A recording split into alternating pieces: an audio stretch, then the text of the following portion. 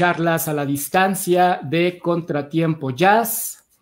Soy Efraín Alavés, muchísimas gracias por estar con nosotros esta noche. Los invito a que se agreguen a nuestras redes sociales, estamos como Contratiempo Jazz en todas ellas, excepto en Twitter, que estamos como @contrajazz y más. Grabaron un disco en vivo desde el Blue Note de Tokio. Esto fue en agosto del 2019.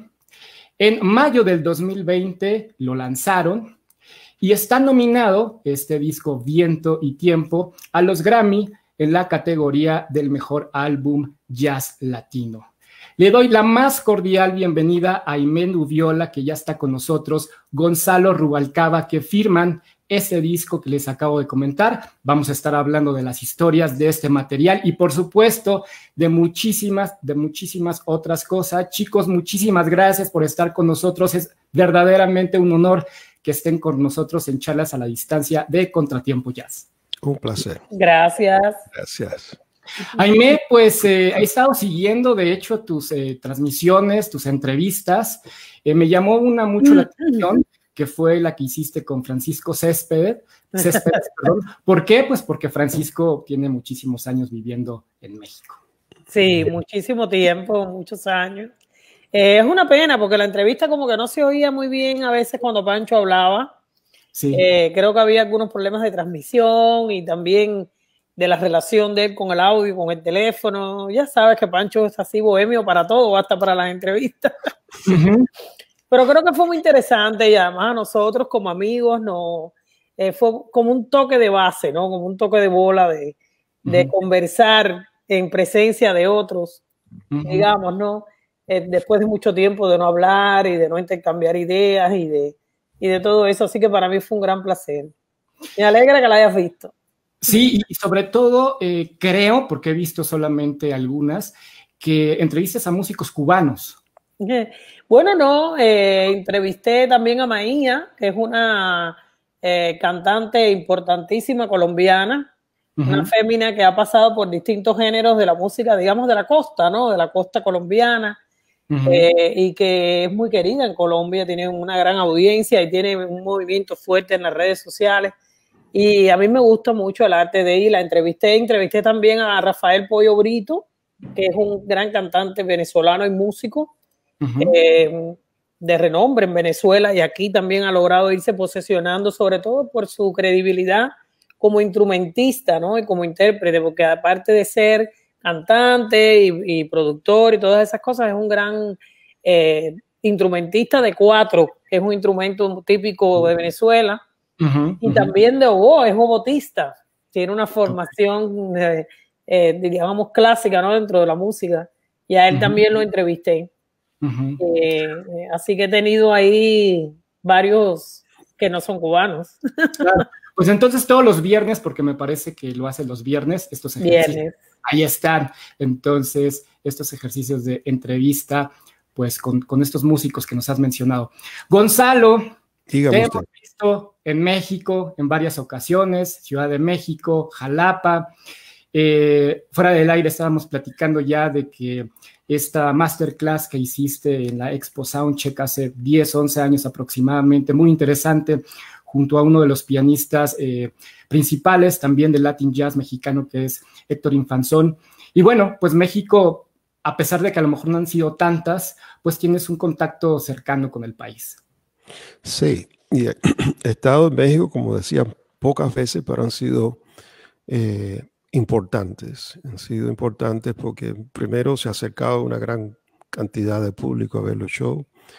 Y segundo, he tenido la posibilidad de platicar con algunos de ellos, con algunos músicos de los que hacen y producen música en México, como el caso de Héctor, que tuvimos una entrevista lindísima y ahondamos en tópicos y asuntos muy, muy interesantes acerca de la realización musical hoy día, la estética musical contemporánea, cómo abordar el jazz desde la cultura nuestra. Es decir, a mí me pareció fabuloso que pudiéramos hablar de todo esto. Y he ido en formatos muy diferentes. He estado solo, He estado en dúo, que fui de la mano de Charlie Hayden, con quien colaboré por muchos años en giras, en discos, ¿verdad? Y también fui las últimas veces con el Volcán en su formato original, que era el cuarteto, y después a Jalapa en el 2016, que fuimos como trío. Exactamente, pues ahí están entonces algunos de los acercamientos que has tenido con el público mexicano. Antes de iniciar y platicar un poco de... Perdóname. Sí, ahora recuerdo que estuve con Pancho Céspedes también, porque de verdad. A raíz de grabar un disco que fue homenaje a Bola de Nieve, pues Pancho, era obligatorio para Pancho ir a hacer promoción en México, obviamente, ¿no? Y fuimos a México a hacer promoción de este disco, así que ahí apuntamos otra de las veces que estuve por allá. Otra de las veces que has estado aquí en México.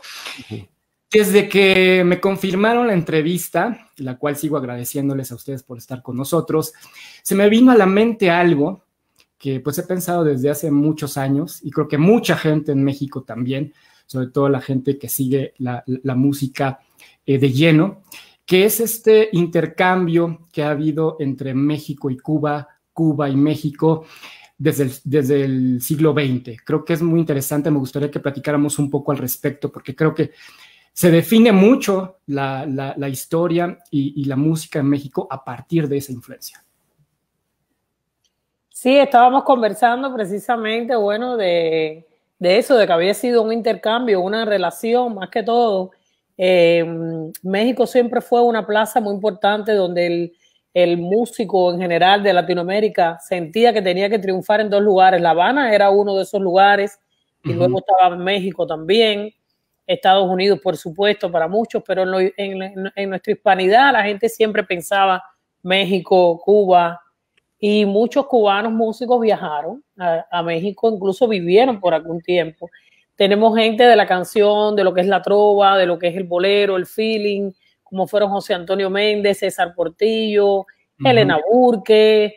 Fueron muchos los que de esta cosa bohemia viajaron a México y establecieron esa relación que a veces uno escucha un bolero, y pasó cuando Luis Miguel grabó todos esos boleros antológicos que la gente a veces no sabía si eran de México o eran de Cuba, y había cierta confusión. Ahí no, es de Manzanero, no, es de... Pero en realidad que existía esa digamos que esa interrelación, ¿no? Entre una cosa y otra. El danzón entró por la parte de lo que es Yucatán, ¿no? Y se metió fuertemente en la gente. Todavía hoy día hay mexicanos que te dicen, el danzón es de México.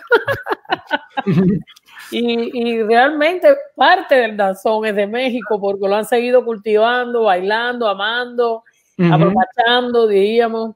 Benny Moré vivió en México también, grabó con grandes artistas mexicanos. Tú ves películas de época de México, porque a mí me encanta verlas. Yo pongo mucho esos canales de México que son de películas viejas, ¿no? Y tú ves que salen muchos artistas cubanos que en esa época estaban, digamos que pegados o de moda. Por ejemplo, Rosita Fornés es una de ellas que murió recientemente, una gran diva cubana, vedette.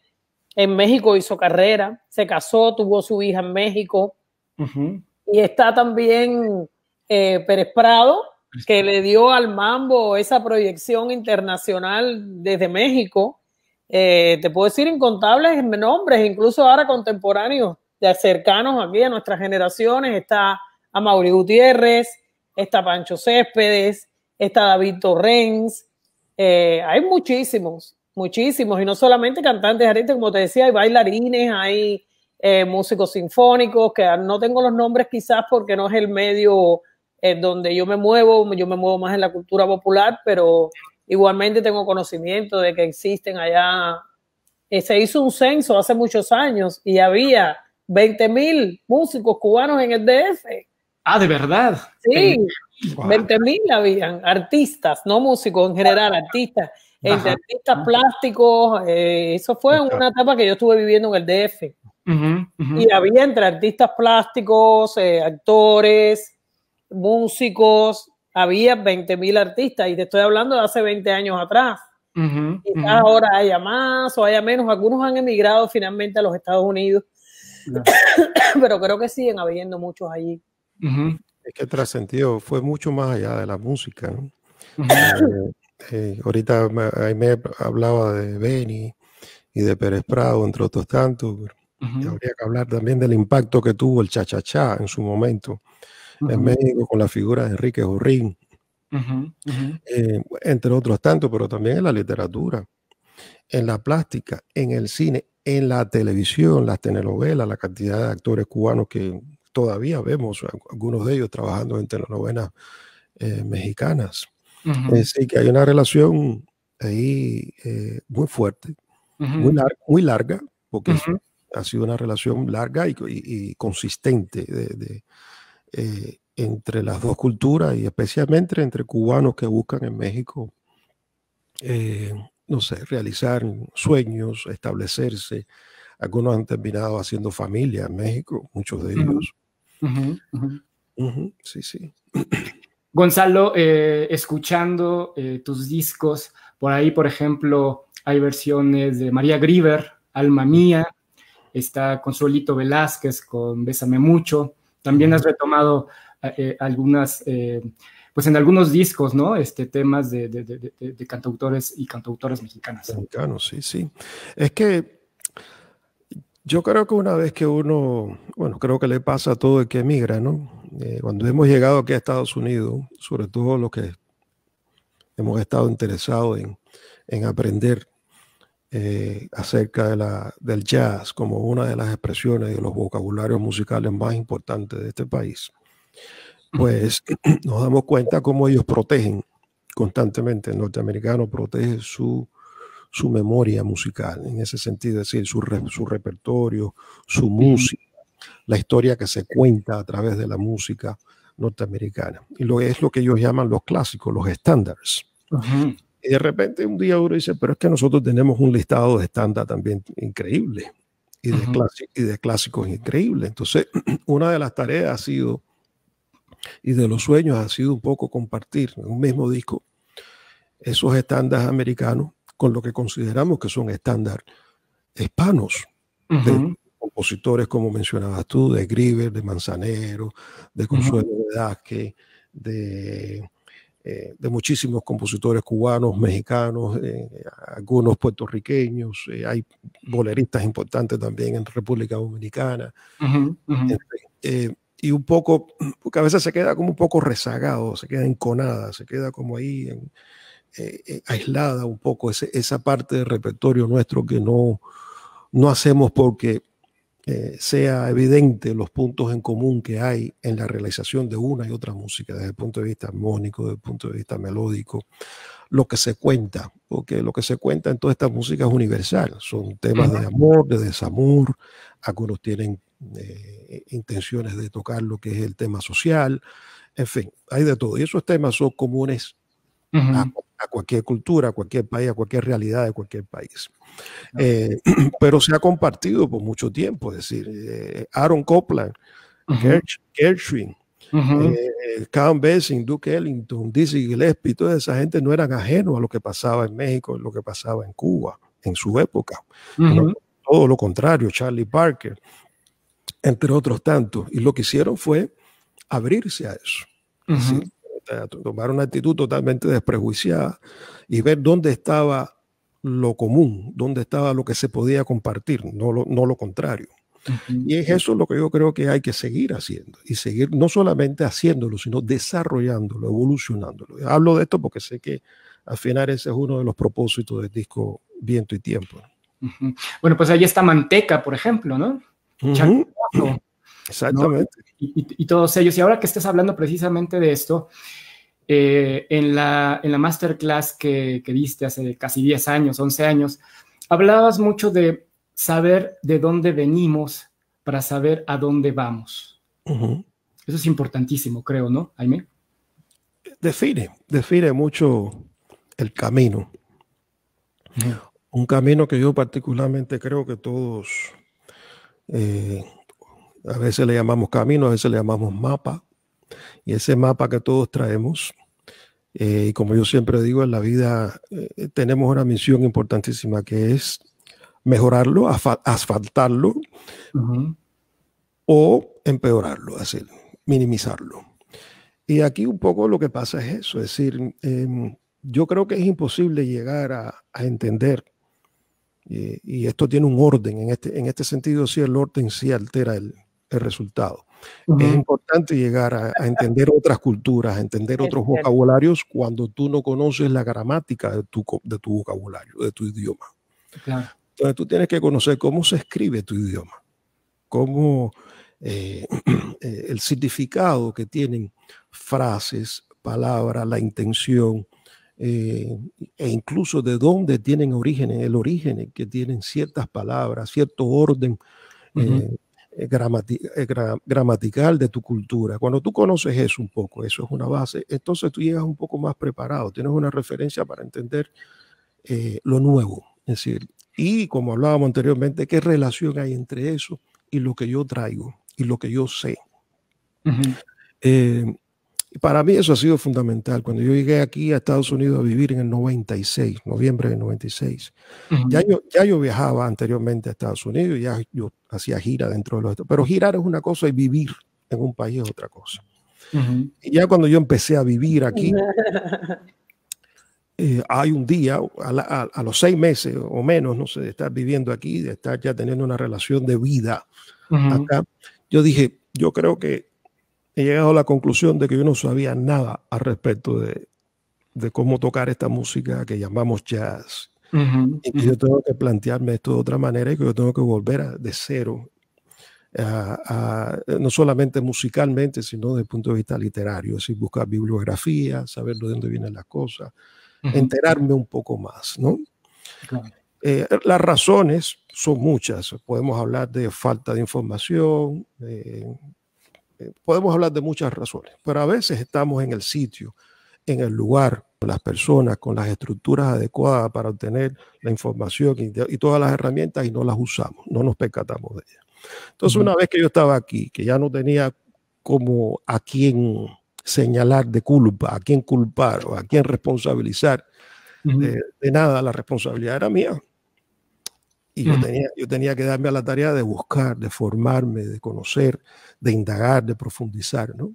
Es un proceso largo, no es una cuestión de me levanto hoy por la mañana y cuando me levante al otro día ya lo sé todo.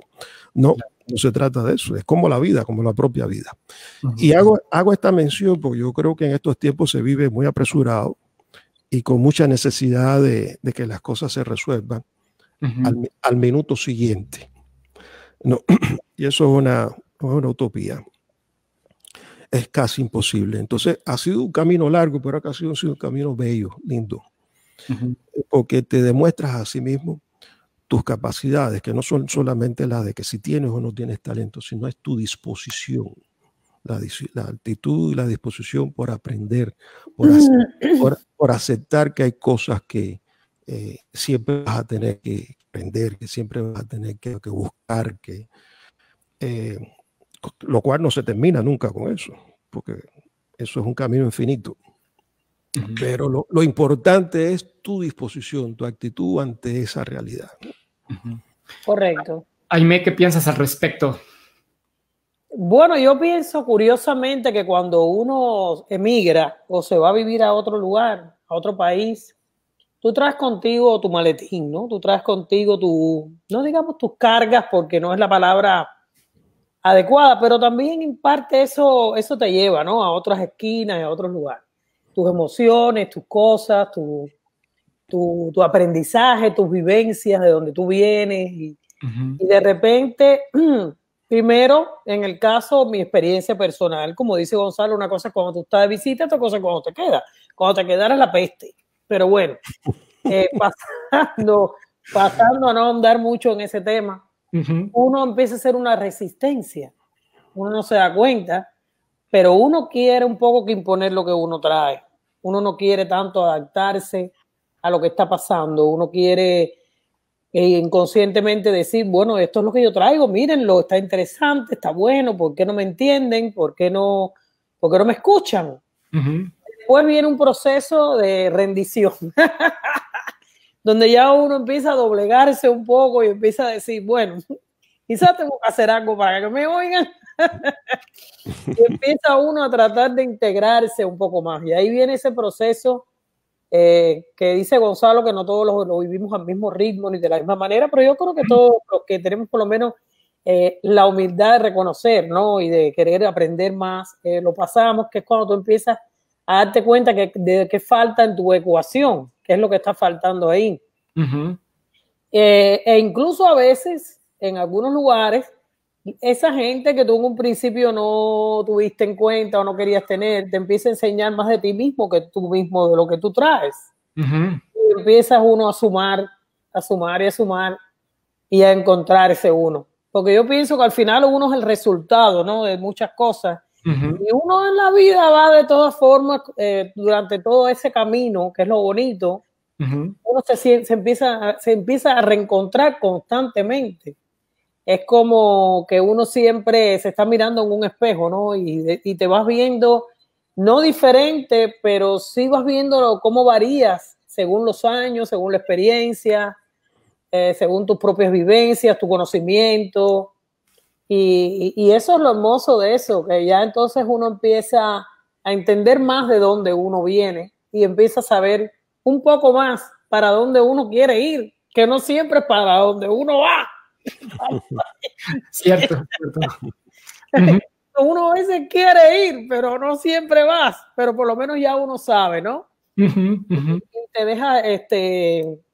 deja guiar un poco también por esa intuición que uno va desarrollando con los años, que a alguna gente le dicen experiencia también, pero que a veces va un poquito más también, ya también se relaciona a veces con el espíritu de la persona, con muchas cosas. Yo creo que sí, que como dice Gonzalo, uno de repente se confronta uno mismo y dice, tengo que aprender más de esto, o tengo que soltar más de esto otro que traigo y seguir adelante, ¿no? Claro.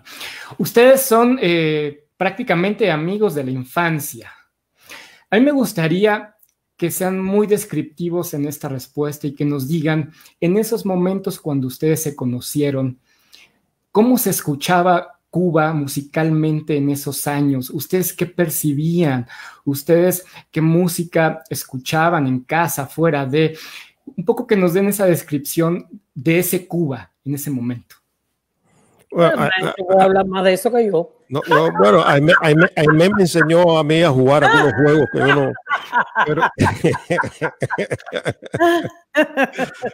Bueno, mira, que es esa llamada memoria musical, ¿no? Que yo creo que nunca desaparece. Puede que se duerma un poco y se esconda un poco en algunos departamentos de tu memoria, pero no desaparecen de todo. Basta que hay algún olor que aparezca de pronto, algún color o alguna forma de algo o alguna frase o algún sonido que enseguida te aviva esa memoria. Yo creo que un poco esa es la gracia que bendijo este proyecto en el que estamos Aimé y yo colaborando, ¿no? Y era un poco partir de ese homenaje de alguna manera a lo que había sido lo que rodeaba nuestra niñez, en términos de lo que se escuchaba en radio, lo que oíamos en la televisión, lo que escuchábamos en el barrio, porque los dos venimos de barrios muy populares, donde se vive de una manera muy particular. A veces pensamos que solamente se vive así en esos barrios en Cuba, pero yo he estado en lugares de Italia, hay barrios en Italia, pueblos que se vive igual, y en Grecia, y en España. Y en España, sí.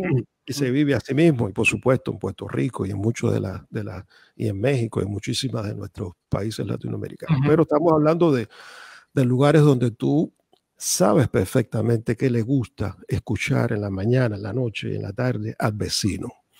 Porque la música se pone a un volumen tal que es imposible ignorarla.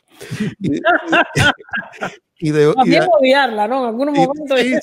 Y por otra parte, como siempre yo digo, ¿no? En Cuba la gente en los barrios vive con las puertas abiertas, no se encierra, no se aísla, no vive en esa intimidad que quizás ahora vivimos un poco más en las ciudades modernas, más cosmopolitas. No, allí se vive todo el tiempo como compartiendo la realidad de cada núcleo familiar. Es un poco se conoce en el barrio, en la totalidad del barrio, ¿no? Entonces, en estos barrios, los fines de semana, muchas veces te encontraban que se ejercían fiestas donde participaba, no había que estar invitado, participaba cualquiera que pasaba por ahí, ni siquiera tenías que vivir, pasaba por ahí, se metía en la fiesta, que era un guaguancó, que era una rumba, que era un toque santo. Tenían algunas veces connotaciones religiosas, otras veces no, era simplemente festivo. De hecho, está que más tiene que haberle pasado, como me pasó a mí, que el piano estaba al lado de la ventana del frente de la casa. Correcto. Y cuando yo me sentaba a estudiar, el programa que me exigía la escuela, que era de clásico como tal, pues ahí se paraban gente a verme tocar el piano, que pensaban que yo estaba simplemente tocando. Y muchos no reparaban en que ese era parte de mi ritual de estudio, de preparación. Y a veces tenía que venir mi mamá y decirle a la gente que estaba ahí, decirle, miren, él está estudiando, hagan un poco de silencio, o por favor, sigan su camino. Porque a veces se paraban a pedirte piezas. Oye, tú me puedes tocar tal bolero, tú te sabes esta canción que está de moda en la radio, y te dispersaban un poco. O esa era la intención. Pero bueno, ese era el contexto, un contexto de músicos. Me viene de una familia musical, yo vengo de una familia musical. Tíos, primos, hermanos, papá, mamá, abuelo, abuela, algún tipo de relación tuvieron con no solamente la música, las artes. Hay músicos por excelencia, pero también hubo muchos maestros que no se dedicaban a la ejecución en orquesta o con formar parte de banda, pero entrenaban generaciones nuevas, niños, formaban estudiantes. Habían pintores, habían gente de la danza. Yo tuve familiares que fueron escultores en la zona del Pinar del Río, en la parte más occidental de la isla. Y en mi casa, ¿qué vimos? ¿Qué vimos nosotros? Bueno, vimos descargas, vimos ensayos, no sé, se vio todo tipo de manifestación ligada a la realización, al ensamble, a la composición o a todo lo que tenía que ver de alguna manera de cómo hacer música, ya fuera para goce personal, porque llegaba alguien y se ponía con una guitarra a descargar, o porque había algún tipo de convocatoria oficial para ensayar, como era el caso de mi papá, que ensayaba con su grupo en la sala de la casa. Grupo de que yo formé parte un tiempo, desde que era muy chiquitico, ¿no? Y por ahí pasó tipo de gente, toda la gente que yo considero, o muchas de los músicos que yo considero que eran en parte del ABC de la música cubana en los últimos, no sé, vamos a decir, desde el principio de siglo, porque ahí yo vi a Caño, a Ofé, a Enrique Jorrín, a Rafael Lai, a Tatahuina, a Chanquito, a Formel, a Peyo Lafrocán, a Frank Emilio, a Ñico Rojas, a José Antonio Méndez, no sé cuánta gente pasaron por ahí, a Jaro Gramach, que tiene que ver con la música culta, que además fue maestro mío, y quizás no sé si fue maestro de Aimé también en Amadeo. Es decir, que esa es la niñez que nosotros vimos, muy desprejuiciada desde el punto de vista de qué se consumía musicalmente. Es decir, consumimos toda la música popular que se podía consumir en ese momento, pero también íbamos a una escuela a formarnos que era ortodoxa desde el punto de vista clásica. Y por otra parte yo tenía, como también lo tuvo Aimé seguramente, aunque no tuviéramos a veces no fuéramos parte de, pero sí veíamos como yo ahorita mencioné las manifestaciones musicales religiosas que se daban de carácter afrocubano en los barrios. Entonces, todo eso también es una referencia musical que estás teniendo, indirecta o directamente. Y yo creo que lo mejor que nos pasó era haber nacido ahí, haber crecido ahí, porque llegamos a este punto donde estamos hoy día, que asumimos la música en su totalidad, con una naturalidad tremenda. Es decir, podemos ir a un teatro y escuchar a Chopin o un concierto de Beethoven o Stravinsky, o podemos disfrutar enormemente una conga, un guaguancó, un rock and roll, un estándar americano yaceado. En casa había una discografía de jazz muy antigua, muy vieja, pero que a mí me reportó una información, una referencia importante, porque de ahí descubrí un poco los primeros pasos importantes de la evolución del jazz de los años 20, los años 30, es decir, las bandas de Jimmy Dorsey, Stan Kenton, Count Basie, Dizzy Gillespie, entre otros tantos, ¿no? Y yo siempre le doy gracias a que ese entorno, esa circunstancia en que crecimos, lo formara uno con una mente muy libre y muy desprejuiciada acerca de cómo asumimos y cómo percibimos la música y las artes. ¿Hay experiencia? Sí, yo estoy muy de acuerdo con lo que Gonzalo dice. Yo creo que de por sí nosotros venimos de una ciudad, porque no pasa, a ver, La Habana tiene sus diferencias con el resto del país. Tú ves, por ejemplo, música que se escucha en el oriente del país, no se escucha tanto en La Habana, música que se escucha en La Habana no se escucha tanto en el oriente del país. Pero tenemos en general, y sobre todo en La Habana, esa apertura, quizás por ser un país que tiene una ciudad que tiene puerto, que somos una isla que ha recibido tanta migración, también recibió Cuba de muchas partes del mundo y diferentes culturas y todo. Y la música cubana de por sí se reinventa ella sola, es como dinámica. Y igual que la ciudad de La Habana también lo es, tiene un dinamismo y tiene una reinvención, una improvisación, yo creo que natural de ella misma. Y nosotros vivimos eso en nuestros padres, en nuestra familia. Yo lo viví desde mi abuela, que era una persona que no era muy instruida desde el punto de vista académico ni nada, pero que tenía un léxico, una manera de... Ella era muy buena contadora de historias, y eso te va haciendo un mundo imaginario que pasa a lo sonoro también, porque tienes esa perspectiva visual y en tu imaginación de lo que puede ser algo, ¿no? Que se transmite después a la música. Mi madre era una persona que era músico, ella tocaba el piano súper bien, tenía además la habilidad de leer a primera vista lo que le pusieras dentro de la música clásica. Entonces a mí la música clásica se me daba de manera muy natural. Puedo decir que cuando niña escuché a la par la música clásica con la música popular, y popular entre comillas, porque mi mamá también tocaba mucha música cubana, pero que está dentro del rango de lo clásico cubano, o sea, de los compositores como Lecuona, como Amadeo Roldán, como Saumel, como Cervantes. Pseudo popular. Es pseudo popular, exactamente. Pseudo no me sonó muy, qué sé yo, o sea que los pseudos son medio todo, medio mediocres todo, pero yo creo que es que sí, es pseudo popular. Y no era ni nada pretencioso, era de manera natural. Entonces tenía un tío que tocaba danzones, que en varias ocasiones tocó con el papá de Gonzalo, que era un gran pianista muy respetado del danzón.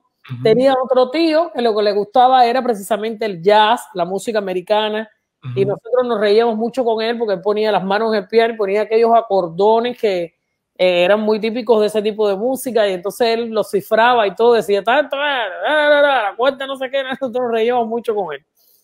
Y así me crié, y oyendo, como dice Gonzalo, de todo un poco. En mi casa se oía Benny Moré, pero se oía mucho también los cantantes del feeling, el bolero. Mi mamá ponía música que no era solamente de Cuba. En mi casa había, me acuerdo, que unos discos de Ima Suma, que es una gran cantante peruana que tenía una voz lírica, pero que la habían descubierto en una selva, no sé si un lugar, un wild salvaje, descubrieron a Ima Suma. Y era una soprano de coloratura, con unas condiciones vocales excepcionales. Mi mamá la escuchaba mucho y por ende yo también. Y oíamos un dúo que se llamaban Sonia y Miriam, que eran de Chile. En mi casa se oía música de muchos lugares. Luego, cuando entramos en la escuela de arte, y me imagino que Gonzalo sabe que es así, ya uno empieza a buscar otro mundo sonoro también. Ya uno empieza a interesarse por otro tipo de música, a profundizar más dentro del jazz, porque el jazz siempre ha sido como un eje para el músico cubano. Es como una necesidad de expresión, ¿no? Me imagino yo de que tiene el músico cubano de poder sacar de adentro el talento o el virtuosismo o las condiciones técnicas, no sé, y a través de esa música pues como que lo expresa con más libertad, ¿no? Y la música brasilera empieza a rodearlo a uno con esas grandes armonías, el bossa, la samba, todas esas cosas, grandes intérpretes. Y después uno empieza a oír de todo lo que viene, lo mejor de México, lo mejor de aquí, lo mejor de allá, y todo eso, aunque tú no creas, o aunque uno no se dé cuenta, pues va siendo parte ya de tu fusión, de lo que va a ser después tu manera de expresarte, de componer, de manifestarte en el escenario, del delivery musical que uno haga.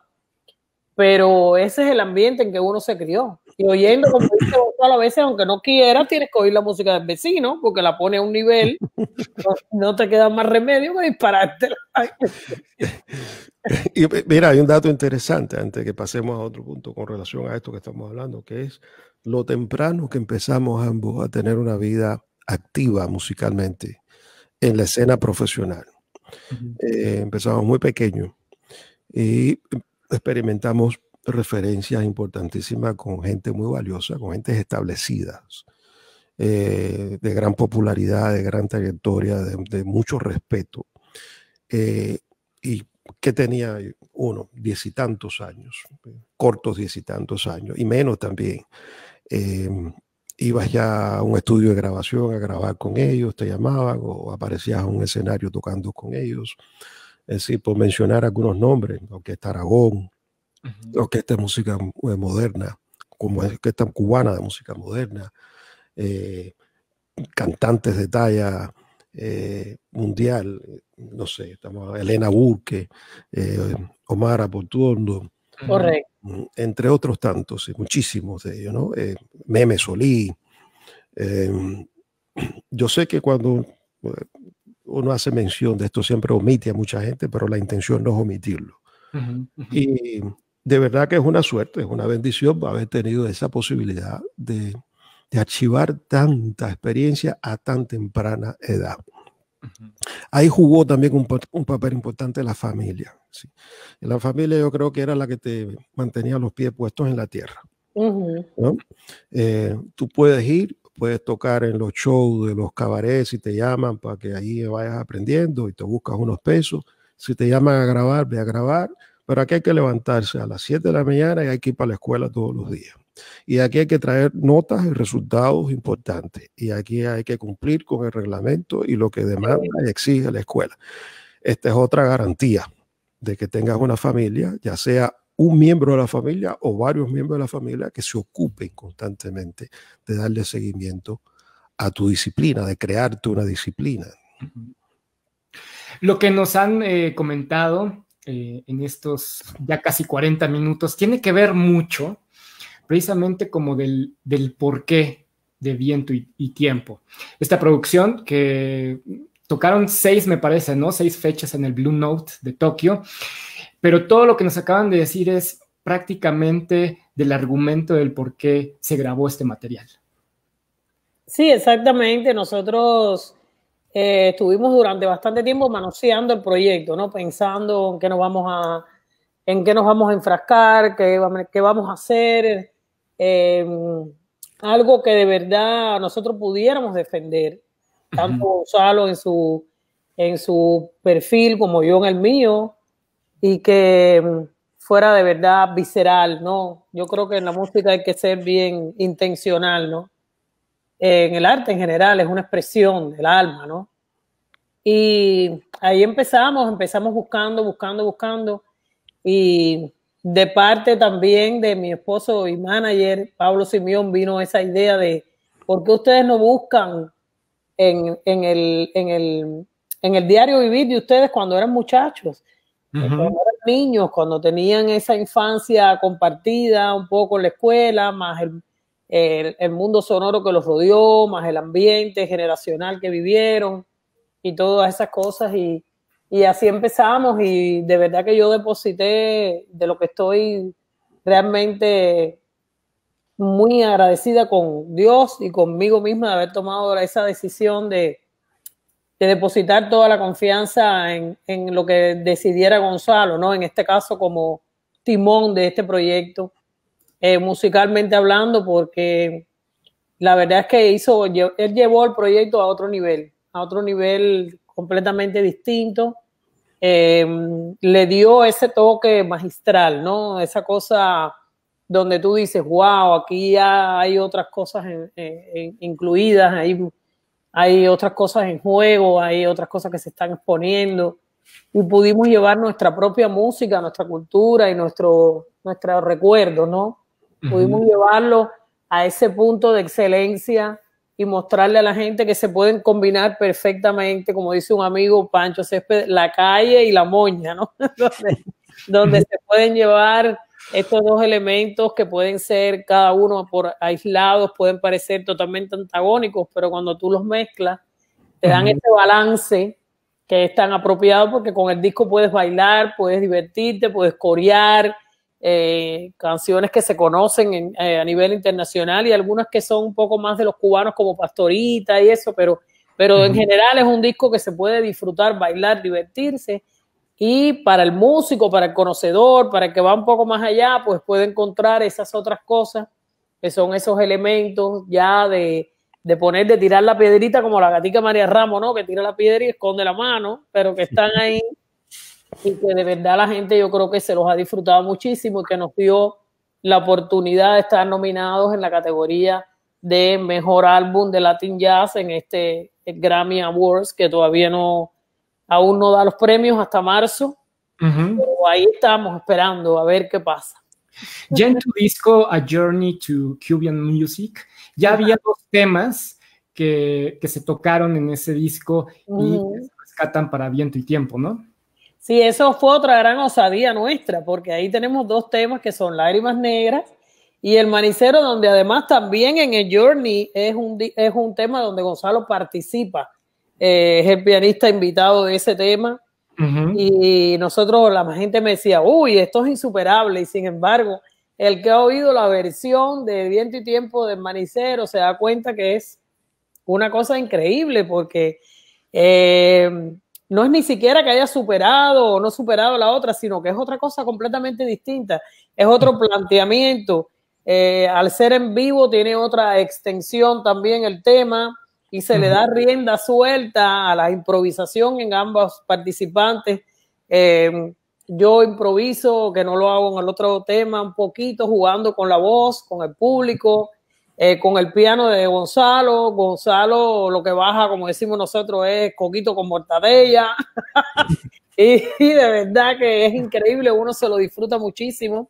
Y parecería que ahí no había más nada que hacer, y sin embargo, igual que la versión de Lágrimas Negras, es un diálogo precioso entre el piano y la voz, con una candidez, y tiene una carga emocional que, al ser un poco al Livington al principio en lo que es el cuerpo del número, permite ponerle más carga emotiva a la canción, y entonces uno como que se la disfruta más, como que estás más regodeándote dentro de toda esa expresión, ¿no? Creo que es muy, muy lindo lo que pasó ahí. Gonzalo, tu experiencia. Bueno, yo primero agradezco mucho a Aimé, porque siempre anda colmándome de halagos. Ella logra lo que nadie, que es ponerme rojo. La gente no se da cuenta. Es el sombrero que se te refleja. Pero yo siempre digo que nada se hace solo. Es imposible hacer algo en esta vida solo. Siempre hay algo que te acompaña, visible o no. Pero siempre hay algo que te acompaña, visible o no para uno, porque las cosas están ahí. A veces no las vemos, pero eso no significa que no estén. Por tanto, yo creo fielmente en eso. Yo creo en la asistencia divina, especialmente en la música, en los que hacemos música, o los que intentamos hacer música, que es un lenguaje divino, porque es uno de los lenguajes en la tierra que aglutina, une como nada. Une como nada, absolutamente nada. Es verdadero lenguaje universal. Exactamente. Porque no hace falta entender tanto para entender la música. Va más allá del lenguaje, va más allá de preceptos ideológicos, religiosos, éticos. Es decir, la música es un fenómeno que es capaz de transformar cualquier evento, cualquier circunstancia, cualquier momento en algo único. Y te encuentras una diversidad de personas, de formas de pensar, de colores, de razas, de idiomas, participando en el momento de ese evento. Entonces, yo cuando me veo en la responsabilidad, porque nunca es una obligación, es una responsabilidad, si lo es, de tener que producir algo, o que estar algo, o arreglar algo, que la palabra arreglar a veces me suena un poco fuera de lugar. Porque tiene que estar roto para arreglarlo, ¿no? Y hay cosas como todas las que están ahí en el disco, ahí no había nada que arreglar.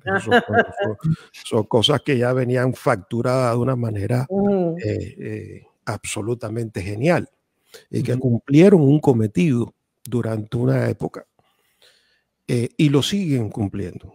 Sí, mantienen, como digo yo, esas puertas abiertas, esas ventanas abiertas que te dejan entrar, salir. Lo que tienes que es sentarte a darte cuenta de dónde están y cómo funcionan. Y ese es el primer paso que yo creo que se debe, a mi juicio, que se debe practicar cuando uno está delante de un trabajo como este, ¿no? El hecho de darte cuenta qué posibilidad, cuáles son las puertas que puedes abrir, porque hay algunas que hay que dejarlas cerradas. Es la evidencia de respeto que tú sientes primero por esa música y cómo ha sido ya tratada y cómo ha sido realizada. Después vienen los riesgos. ¿Y dónde radican los riesgos? Los riesgos están en esos pasos que tú determinas en intentar expandir ese legado, transformarlo, procesarlo de alguna manera. Y siempre se corre un riesgo en eso. Pero hay que correrlo. Hay que practicar el riesgo. Entonces ahí está la magia de todo esto. Y ahí está también el desvelo. Porque en esa intención de tomar riesgos, ya sea en uno u otro departamento de esa recomposición, te mantiene durante mucho tiempo sin dormir. Estás todo el tiempo pensando. Sí. Eso te está sonando en la cabeza a las 24 horas del día, que llega un momento que tú dices, no, yo no puedo más. Ya no puedo más. Tengo que parir. Porque es un parto. Es un parto. Y entonces ese parto se da el día que llega el momento de ensayar. Y pones los papeles y dices, bueno, vamos a sonar esto. Y tú vienes con una idea de lo que tú pretendiste. Y dice, bueno, yo aquí pretendo tal cosa, esto es por aquí, esto es por acá, y todo el mundo se guía por ese lenguaje que muchos músicos conocen, que es la gráfica musical. Y ahí arrancamos. Y eso empieza a sonar y empieza a tomar cuerpo, porque la música no existe si no se toca.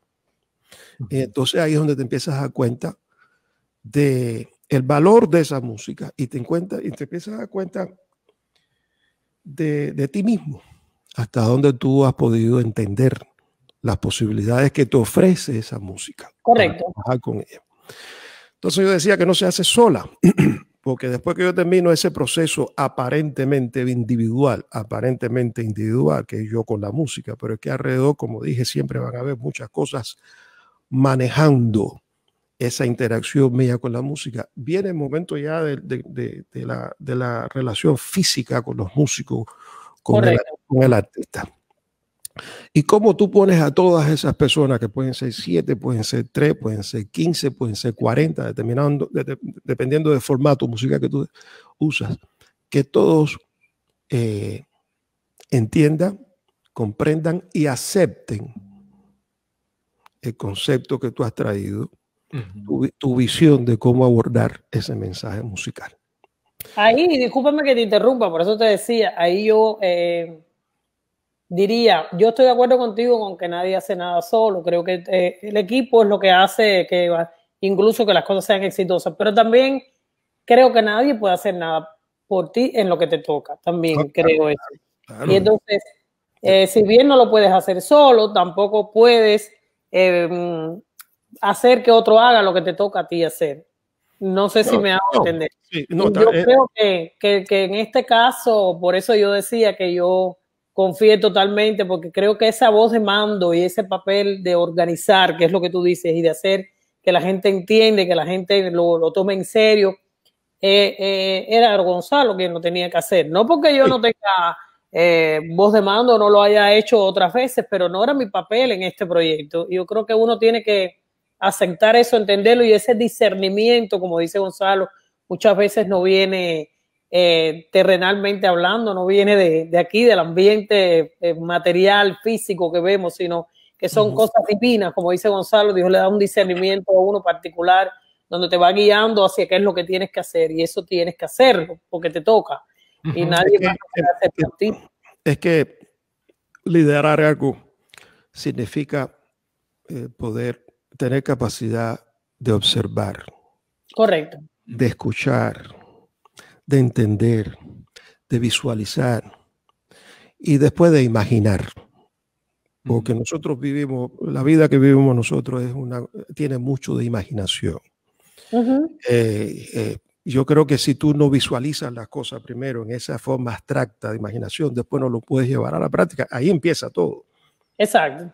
Es la imaginación. Empieza la imaginación de la palabra, del sonido, del efecto, de cuánto sea necesario como herramienta, como elemento, como código para conformar un todo. Entonces ahí está el liderazgo. El liderazgo está en que tú asumas que no es solamente llegar y decir, sino que primero tienes que haber visto, visualizado, tienes que haber escuchado, tienes que haberte dejado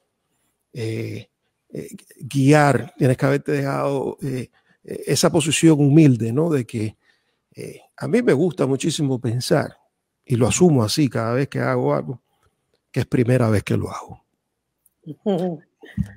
Y es primera vez que lo haces, siempre, porque aunque vengas con una carga de experiencia, cada situación es un hecho único. Y particular. Es un hecho único, a menos que lo tomes como una fórmula. Entonces ya no estamos hablando de creación artística, porque la creación artística no se hace a través de fórmulas, sino a través de formas.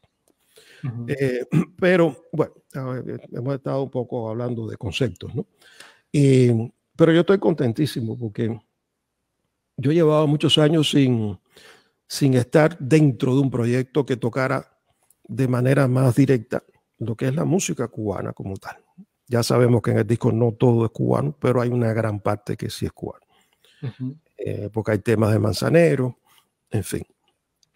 Pero es que Manzanero es cubano también. Es un pedacito nuestro también. Y Manzanero es francés también, y es chino, y es japonés, y es africano, y es español, y es de todas partes.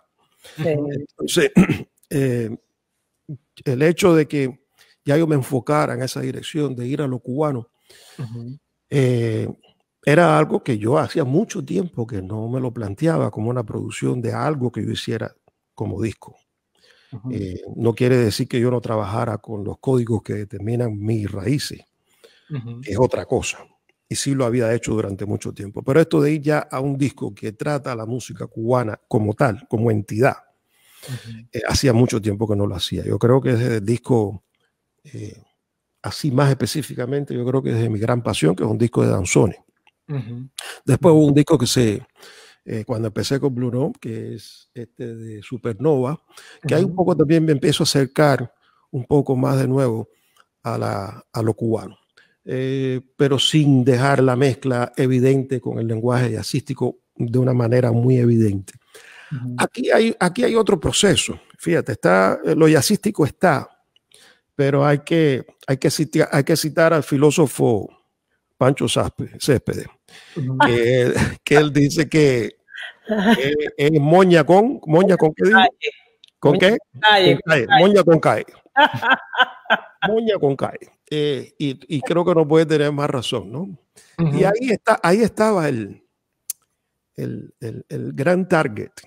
Era lograr, teniendo a Aimé ahí, era lograr que ambos pudiéramos navegar libremente a partir de lo que somos cada uno de los dos. No me digas que yo soy la calle porque me voy a complejar contigo. No, el problema es que empezamos en el disco, empezamos a saltar de un lado a otro. Sí. Empezamos. Yo creo que los dos tenemos lo mismo, tenemos claro, estas cosas. Claro, claro. Y hay una persona que además es un músico muy conocido que es Sammy Figueroa, que me dijo que tiene una emisora de radio y ha puesto el disco muchas veces. Y tiene una especie de enamoramiento con este trabajo y me dijo un día, mira, yo no te quiero hablar de música, porque yo me imagino que ya hablar de música y esto ya, vamos a hablar en otros términos. Me dijo, yo siento una felicidad tan grande cada vez que oigo el disco, porque a mí lo que me proyecta el disco es felicidad, es alegría, es lo que él plantea, ¿no?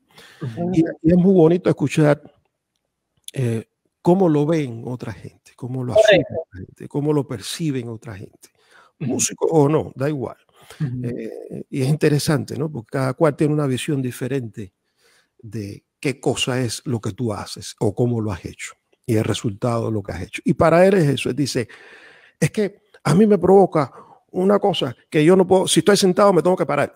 Entonces, y cuando me paro tengo que moverme porque entonces es una alegría, es una y siento como confianza, ¿no?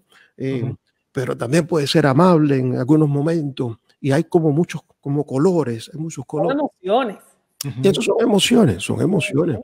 Y es muy agradable escuchar reacciones así de ese tipo, ¿no? No sé qué más. Yo agradezco y nosotros siempre lo hacemos y ahora vamos a tomarnos el beneficio de este momento para agradecer. Ya dijimos a Pablo Simeón, que tuvo mucho que ver con que concretáramos la idea, porque de esto estuvimos hablando mucho tiempo, ¿no? ¿Cuándo vamos a hacer algo? Sí, vamos a hacer algo. Sí, tú eras que vamos a hacer algo y pasaban 2 años. Sí, oye, ¿cuándo vamos a hacer algo? Porque todo el mundo tiene sus cosas que hacer. Claro. Y Pablo, yo creo que fue ese que supo ir acorralándonos. Él supo ir acorralándonos hasta que ya de aquí no se puede salir. Ahora hay que ver cómo hacemos el disco. Entonces, por otra parte, yo tengo a María, que María también ayuda muchísimo. Y nos acorraló también, hay que decir también. Y se enamora también de los proyectos y jala muchísimo para que las cosas se den y se realicen. Pero después también hay que agradecerle mucho a los músicos que trabajaron en el disco, que yo creo que pusieron todo ahí. Ellos se entregaron. Yo creo que parte de esa felicidad que algunos dicen que provoca o se siente el disco está dada por la felicidad que experimentábamos de tocar esa música. Exacto. Y de tocarla nosotros juntos, los que estábamos ahí, que ensayamos aquí en casa varias veces, que los ensayos eran más que ensayos, porque era como una especie de tertulia, qué sé yo. Sí. Eran encuentros más que todo. Encuentros. Y nos divertíamos y nos reíamos. Y eso ayudaba psicológicamente a que nos entendiéramos mejor. Uno no puede mentir. En el escenario no se puede mentir. No hay forma. Y después tuvimos digamos que la gran satisfacción, ¿no? De que la compañía de disco. Sí, de la compañía que viene realizando conmigo independientemente, ¿no? De este proyecto durante ya varios años, un trabajo increíble. Ellos se interesaron por este proyecto y lo vinieron siguiendo desde que lo grabamos en Japón, que también tenemos que agradecer al Blue Note que haya confiado en nosotros para dar ese venue, ese espacio. No solamente que fue la premier de este proyecto que nos permitió presentarlo de una manera presencial en el escenario, cosa después que ya después de eso como que todo fue en caída, ¿no? Pero nosotros tuvimos el placer de poder hacerlo, durante varias noches. Nos sirvió un poco, como dice Gonzalo, para pulir, para intercambiar ideas, aunque fue breve, pero siempre sirve para algo esta arrancada. Ellos nos permitieron grabar ahí y la compañía le dio seguimiento desde ese momento, desde los ensayos. Estaba Mare, que es una de las ejecutivas de la compañía, que fue hasta casa de Gonzalo y todo para ver los ensayos, fue a Japón con nosotros, documentó imágenes, documentó sonido, cosas que pasaron allí que sirvieron también ella y Pablo y María hicieron recopilación de imágenes, de momentos, de cosas que sirvieron también para hacer estos trailers y todas estas cositas que después hemos puesto como promos de diferentes temas.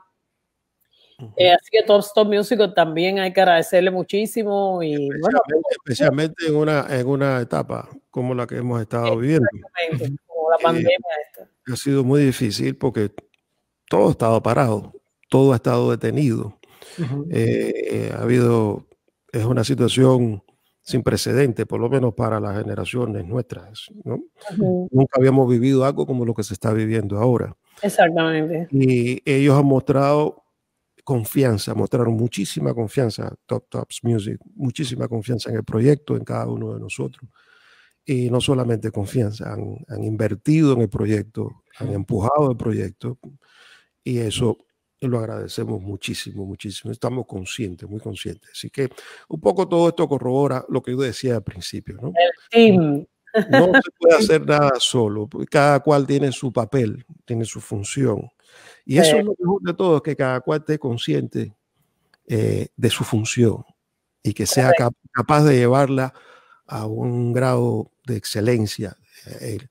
Da igual lo que hagas dentro de que seas parte del papel que juegues.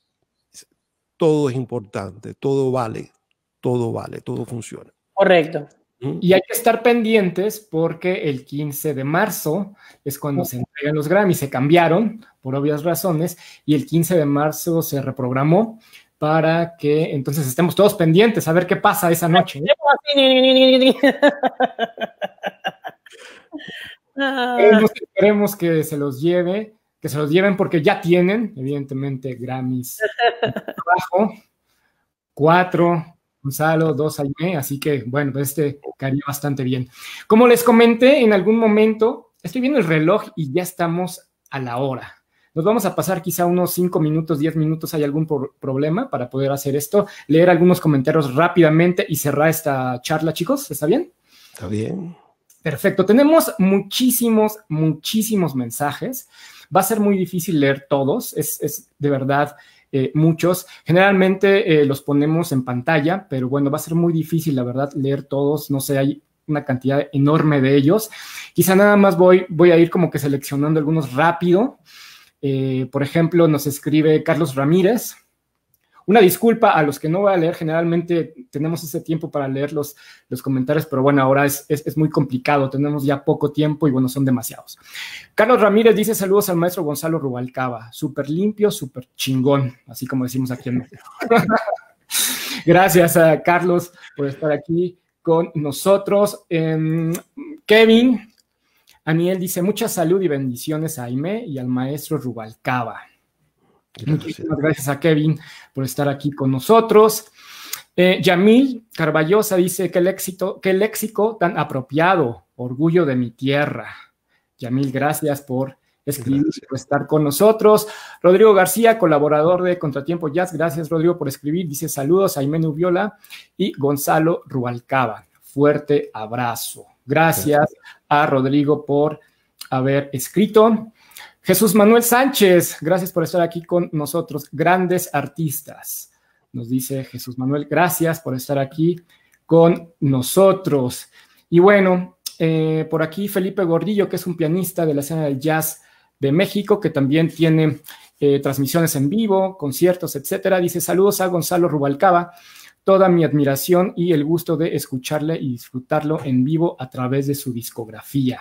Gracias. Gracias a Felipe Gordillo por haber escrito. Lidia Liefman, gracias por estar aquí con nosotros y gracias por el apoyo para esta entrevista. Bueno, nos manda aplausos. Nuestra publicista. Nuestra publicista. Publicista anglo. Que yo espero, y discúlpame que te interrumpa, porque ahorita cuando terminábamos a hablar de la gente que había que darle gracias, como siempre, queda muchísima gente por dar gracias. Lidia es una de ellas que ha defendido este disco de una manera a capa y espada. Pero también tenemos más miembros de la familia, algunos de mis hijos que participaron en el disco. Correcto. Mayitín, que tuvo que ver con la edición de los videos, de la parte visual y de la edición de la música del disco como tal. Joao, a ¿cómo se llama? El que hizo toda la Alex mezcla, Rodríguez, el que hizo la masterización, el que hizo la mezcla, Eric Chilling. a Eric Chilling. Es decir, hay mucha gente a la que hay que siempre mencionar y que nunca hay tiempo suficiente para eso. Seguro. Y bueno, Lidia es una de ellas. Así que muchísimas gracias por haber estado por acá. Paulo dice, yo soy de Fuentes del Pedrocón. Sí, escribe. Paulo, gracias por estar con nosotros en esta entrevista. Carmita Valdés dice, las nubiolas eran famosas en el barrio. Lo dice por qué, no dice por qué. Es que cuando comencé mi carrera éramos un dúo, mi hermano y yo, y nos decían las nubiolas, es nuestro apellido. Y sí, era famosa en el barrio. Por lo mismo que tú, por la música. Gracias por escribir. Gracias por estar aquí con nosotros. Tenemos por aquí algunos otros más. Vamos a poner algo que nos dice Edgar Elías, pianista. Dice, qué tremenda entrevista. Gracias por estar aquí con nosotros, sintonizándola. Gracias por estar acá con nosotros.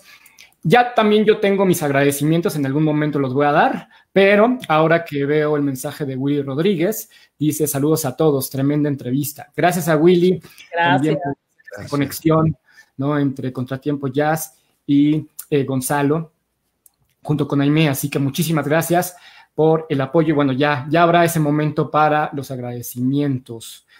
Natalie Guara, que es una gran amiga que tenemos, que ella no habla español, no es de habla hispana, es de Washington, ella. Beautiful interview, you will win the Grammy. Gracias, Natalie. Y gracias por siempre estar apoyándonos en todo. De verdad que te lo agradecemos muchísimo. Gracias. Láser Cartish dice, qué buena entrevista y escuchar en vivo las voces de estos dos grandes. Muchas felicidades y bendiciones. Qué placer, un abrazo, gracias. Gracias. Muchísimas gracias. Richard Hernández dice, Richard. Un beso y un abrazo para ti, Richard. Abrazo desde la Ciudad de México también, Richard. Dice, maravillosa entrevista y espectaculares músicos cubanos. Gracias, Richard, por escribir. Por aquí tenemos algunos más. Aquí está. Raidel Pano dice, Faustino Oramas, también como Monguito, han sido muy buenos cantantes de nuestra Cuba. No sé si lo dije bien, espero verlo mucho bien. Sí, Faustino Oramas es un compositor más bien de la parte del oriente de Cuba, que es de Holguín, oriundo, pero bueno, se dio a conocer mucho en Santiago de Cuba, el área de Guantánamo, todo eso, que le decían el Guayabero. El Guayabero. Es famoso por su apodo y hizo una canción que se llama En Guayabero, que es en doble sentido. Y como casi todo lo que hacía, que era tener un doble sentido. Sí. Se subían las guaguas en La Habana, porque estuvo mucho tiempo en La Habana también, y se subía en las rutas de guaguas públicas con su guitarra. Y ahí él iba descargando y la gente entonces gozaba en la guagua y se reía porque todo lo que había detrás del doble sentido era genial. Sí. Aquí está Majito Aguilera, que participó en el disco. Uno de los percusionistas, él es de Venezuela. Un gran músico, gran persona, así que saludos para él. Sí, señor. Gracias entonces a Raidel por escribir. Paulo nos dice, grandes ambos. Sí, grandes ambos. Por acá con nosotros. David Rivera dice, saludos desde Puerto Rico. Saludos. Gracias por vernos en Puerto Rico. Mira, que hace un ratico puso un señor que se llama Ricky Rey Chile. Cuando yo hablé de una Zuma, esa cantante peruana que yo mencioné que se escuchaba en mi casa, él puso que esa persona era descendiente inca. Era una descendiente inca y que sí, en la etapa más o menos entre el 40 y 50 parece que hizo grabaciones en el 40 y pico, en el 50 y pico, y dejó esos discos que algunos de ellos mi mamá los tenía en la casa. Vamos a leer quizá 3 o 4 más para ya cerrar también la entrevista, porque de verdad son muchos, estoy escogiéndolos de manera aleatoria, porque de verdad son muchos. Jorge Cruz, que es una parte importante de la escena del jazz de México, dice, oh, qué bonita, qué chido, así nada más lo voy a leer, porque bueno. Sí, es mejor. Dice, oh, qué bonito, qué chido. Gracias al buen Jorge Cruz por estar aquí con nosotros. Harold Orozco dice, increíble, Aimé. Tuve la fortuna de acompañarla un par de veces en Colombia. Saludos a mi mayor influencia, Gonzalo, desde Colombia. Gracias. Qué lindo. Gracias, Harold. Gracias, Harold, por estar aquí con nosotros y que nos estés acompañando esta noche. Daniel Vadillo, que es un pianista mexicano que anda en la escena desde hace algunos años, dice, profunda admiración, maestro Gonzalo. Muchas gracias. Por su música. Muchas gracias. Natalie dice, beautiful interview, you will win the Grammy. Ella es la que te digo que no habla español. Sí. Bueno, pues muchísimas gracias por escribir. Por aquí está Maía, esa cantante colombiana que yo entrevisté también. Ok.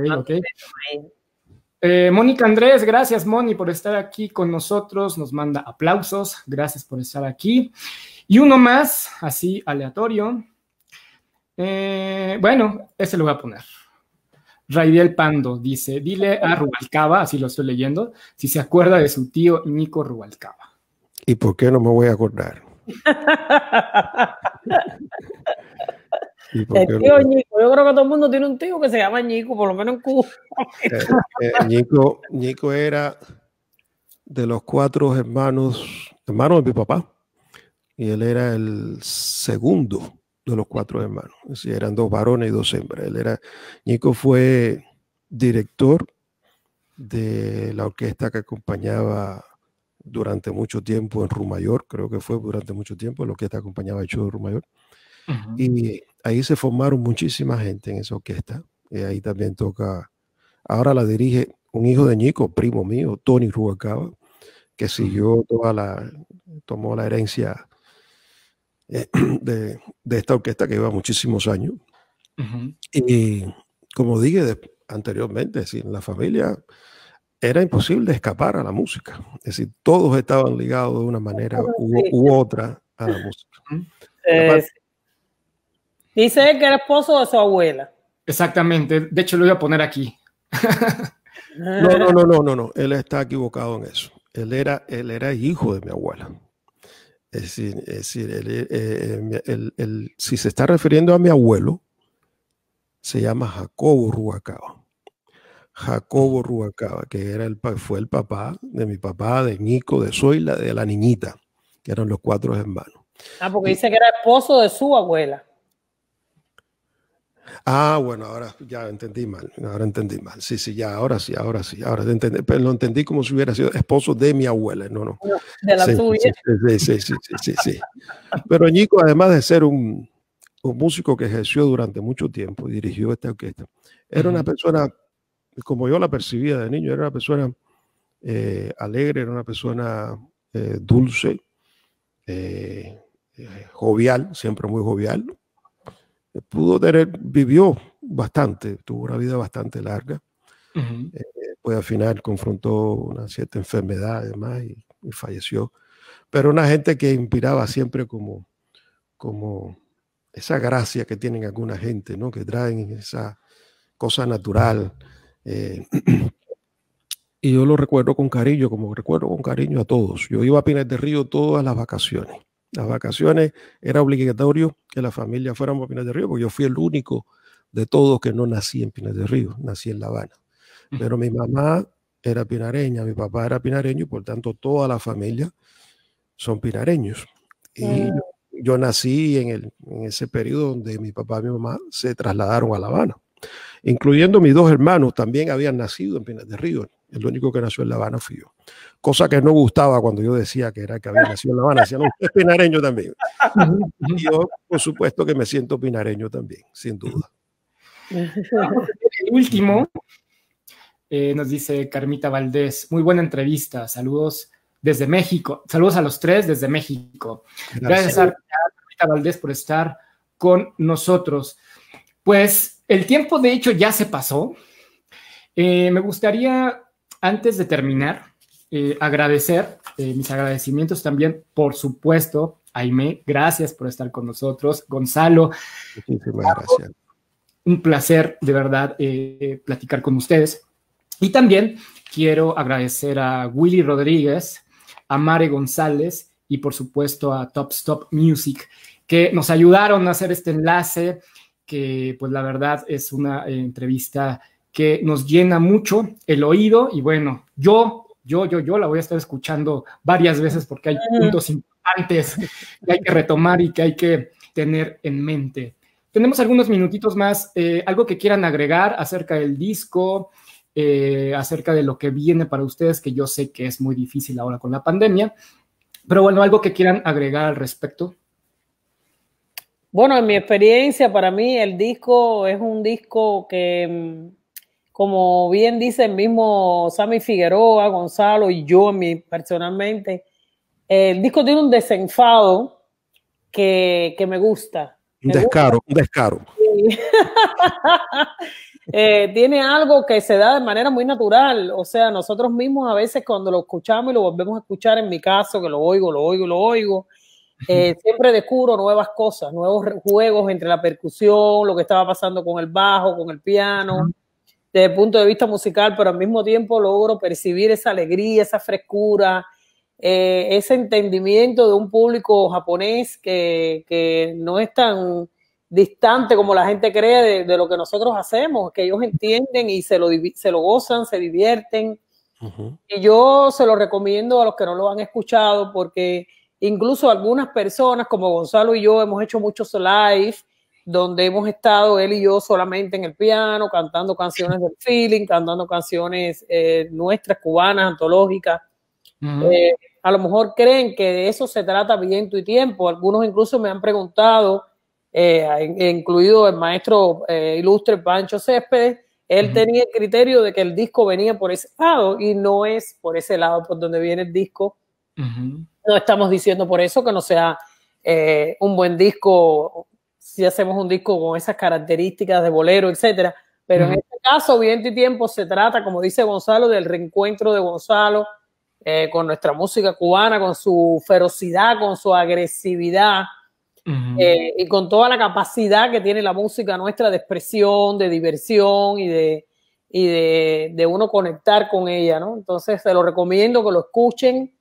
De verdad que les va a gustar muchísimo. El primer tema del disco, ya de entrada, es una rumba muy linda, muy movida, muy hecha de una manera súper contagiosa, y eso es lo que yo quisiera, que la gente de verdad, los que no lo han hecho ya, tuvieran ese encuentro con Viento y Tiempo y descubrieran un poco más de lo que hay en esta producción. Que esa rumba callejera es el tema original, ¿no? Es el tema original, sí. Gonzalo. Yo complementar, pues ya que yo creo que ha dicho todo, y aparte creo que en algunos momentos de la entrevista hemos ido como desnudándonos un poco acerca de todo lo que es el disco y nosotros mismos dentro de él. Si nos ponemos a pensar un poquito, van a seguir apareciendo mucha más gente que agradecer. Por último, ahora me hablaba del público japonés, que yo creo que por supuesto había que mencionarlo, igual que hay que mencionar al staff, a la directiva de Blue Note Tokyo, por la forma en que ellos acogieron esto desde que se les hizo saber que había la intención de un proyecto como este. Pero yo he querido dejar para el final a dos personas a las que está dedicada el disco, que son a nuestras madres, a la mamá Aimé y a mi mamá. A ver cómo hablo sin emocionarme demasiado, ¿no?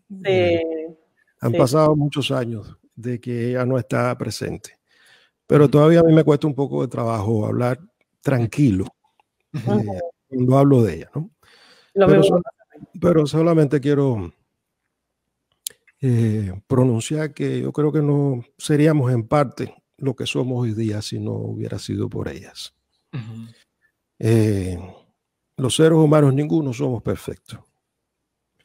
Y de eso se trata la vida, de buscar cómo revalorizamos, cómo aprendemos, cómo crecemos, cómo evolucionamos.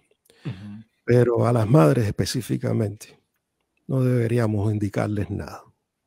El simple hecho de que hagan lo que hacen porque existamos, porque estemos aquí, yo creo que ya es suficiente. Y si encima de eso son madres como las que tuvimos nosotros, que se dedicaron en gran parte de su vida a hacernos seres de bien, a inculcarnos valores, a inculcarnos respeto, disciplina, y siempre desde la posición y desde la pasión del amor, desde el amor, pues no vale un disco, valen 100,000 discos para recordarla, para homenajearla, para tenerlas presentes. Sí, señor.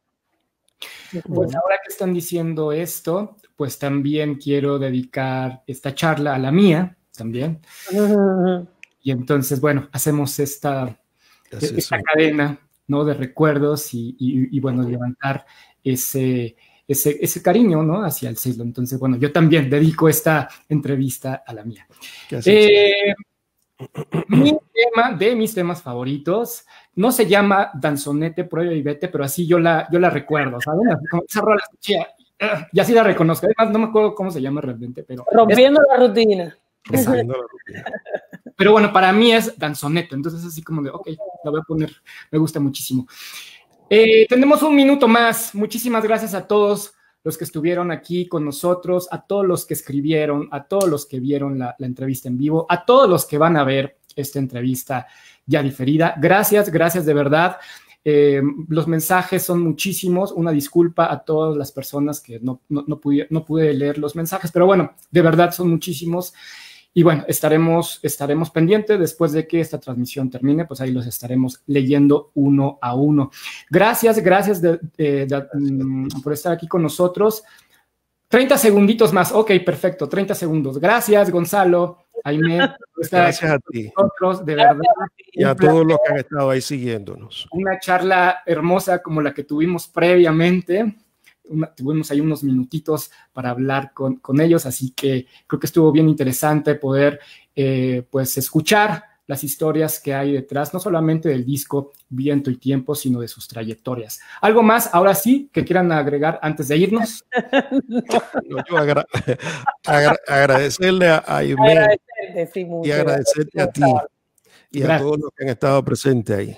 Yo, Aimé, a veces a lo mejor no me salen muchos elogios, pero Aimé sabe que la quiero mucho. Y yo tengo mi forma de demostrarlo. Y tengo una confianza tremenda en su capacidad como artista, pero también la quiero mucho como persona. Yo sé, y este disco ha servido para acercarnos mucho, para vernos más de cerca, ¿no? Y al menos yo siempre he dicho que Aimé es la cantante, porque puede hacer muchísimas cosas. Hay mucho todavía que yo creo que Aimé tiene que ofrecer. Muchas gracias. Y yo estoy muy agradecido por esta participación. Gracias a ti por la entrevista y gracias a todos los que han seguido la entrevista y los que han seguido el disco. Yo he recibido, voy a tomar este momentico para decir, hoy mismo he recibido 2 o 3 mensajes de personas preguntando si el disco existía físicamente o no. El disco no existe físicamente aún.